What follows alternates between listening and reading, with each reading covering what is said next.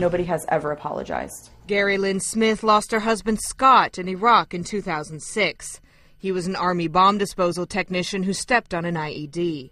The couple had been married for almost 8 years, and at his funeral, Gari-Lynn requested to see her husband's remains to say a final goodbye.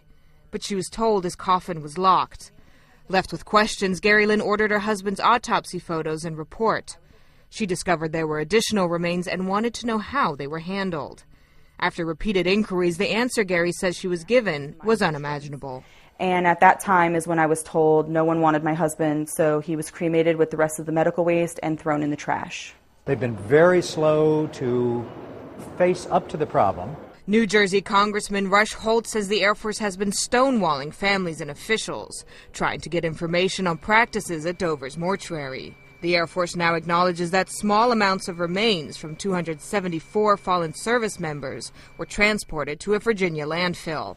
That happened after families buried or otherwise said goodbye to their loved ones and told officials they did not want to be informed if additional remains were identified. But Gari-Lynn says that's still unacceptable. When that first urn was making its way to King George County, Virginia, somebody should have stood up and said, "This is not right." The Air Force defended itself on Thursday, saying the practice was carried out by a contractor, and that ended in 2008. We are prepared to apologize.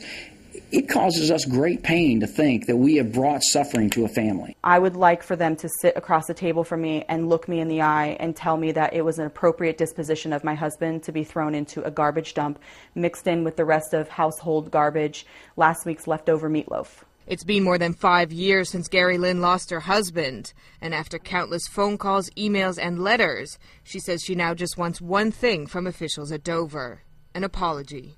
Nicole Grether, The Associated Press.